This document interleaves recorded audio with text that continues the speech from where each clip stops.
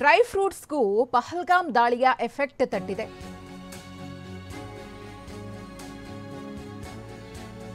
ಗಡಿ ಬಂದ ಹಿನ್ನೆಲೆಯಲ್ಲಿ ಡ್ರೈ ಫ್ರೂಟ್ಸ್ ಆಮದು ಸ್ಥಗಿತವಾಗಿದೆ.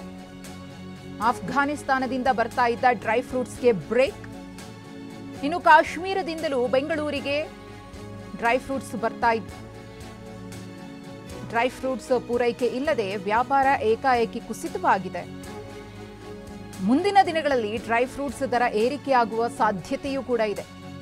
ಕಾಶ್ಮೀರದಿಂದ ಬಾದಾಮಿ, ಗೋಡಂಬಿ, ಪಿಸ್ತಾ, ಹಜಲ್ನಟ್, ಕಾಶ್ಮೀರಿ ಕೇಸರಿ ಪೂರೈಕೆ ಇಳಿಮುಖ ಆಗಿದೆ. ಪಹಲ್ಗಾಮ್ನ ದಾಳಿಯ ನಂತರದಲ್ಲಿ ಒಂದು ವೇಳೆ ಇದೇ ರೀತಿಯಾಗಿ ಡ್ರೈ ಫ್ರೂಟ್ಸ್ ಆಮದು ಕಮ್ಮಿ ಆದರೆ ದರ ಏರಿಕೆಯಾಗುವ ಸಾಧ್ಯತೆಯೂ ಕೂಡ ಇದೆ. ಆಫ್ಘಾನಿಸ್ತಾನದಿಂದಲೂ ಕೂಡ ಡ್ರೈ ಫ್ರೂಟ್ಸ್ ಬರ್ತಾ ಇಲ್ಲ. ಕಾಶ್ಮೀರದಿಂದಲೂ ಬರ್ತಾ ಇದ್ದಂತಹ ಡ್ರೈ ಫ್ರೂಟ್ಸ್ ಪೂರೈಕೆಯಲ್ಲಿ ವ್ಯತ್ಯಯ ಆಗಿದೆ.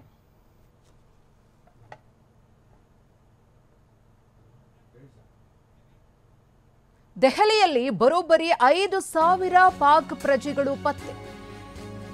ರಾಷ್ಟ್ರ ರಾಜಧಾನಿ ದೆಹಲಿಯಲ್ಲಿ 5,000 ಪಾಕ್ ಪ್ರಜೆಗಳು ಅಕ್ರಮವಾಗಿ ನೆಲೆಸಿದ್ದಾರೆ. ಈ 5,000 ಪಾಕಿಗಳು 5,000 ಪಾಕಿಸ್ತಾನಿಗರನ್ನ ಪತ್ತೆ ಹಚ್ಚಿರುವ ಭದ್ರತಾ ತಂಡ fake Aadhaar card, PAN card ಅನ್ನ ಹೊಂದಿದ್ದವರನ್ನ ವಶಕ್ಕೆ ಪಡೆಯಲಾಗಿದೆ.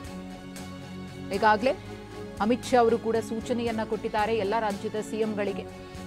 ಪಾಕಿಸ್ತಾನದ ಪ್ರಜೆಗಳು ಯಾರೇ ಇದ್ರೂ ಕೂಡ ಅವರನ್ನ ಪತ್ತೆ ಹಚ್ಚಿ ದೇಶ ಬಿಟ್ಟು ಹೋಗುವಂತೆ ಮಾಡಬೇಕು ಅಂತ. ಪಾಕಿಸ್ತಾನಿ ಪ್ರಜೆಗಳಿಗೂ ಕೂಡ 48 ಗಂಟೆಗಳ ಗಡುವನ್ನ ಕೊಡಲಾಗಿತ್ತು. ಕೆಲವರು ಈಗಾಗಲೇ ಭಾರತವನ್ನ ಬಿಟ್ಟು ಹೋಗಿದ್ದಾರೆ. ಕೆಲವರು ದೀರ್ಘಾವಧಿಯ ವೀಸಾದಲ್ಲಿ ಬಂದಿದ್ರಲ್ಲ, ಅವರಿಗೆ ಎಕ್ಸ್ಕ್ಯೂಸ್ ಅನ್ನ ಕೊಡಲಾಗಿದೆ. ಆದರೆ ದೆಹಲಿಯಲ್ಲೇ 5,000 ಮಂದಿ ಪಾಕಿಸ್ತಾನಿಗರು ಇದ್ದಾರೆ ಅನ್ನೋದು ಗೊತ್ತಾಗಿದೆ. ಭದ್ರತಾ ಪಡೆ ಪತ್ತೆ ಹಚ್ಚಿರೋದು. ಇವರೆಲ್ಲರೂ ಕೂಡ fake Aadhaar card, PAN card ಅನ್ನ ಹೊಂದಿದ್ರು ಅನ್ನೋದ್ರ ಬಗ್ಗೆ ಮಾಹಿತಿ ಇದೆ.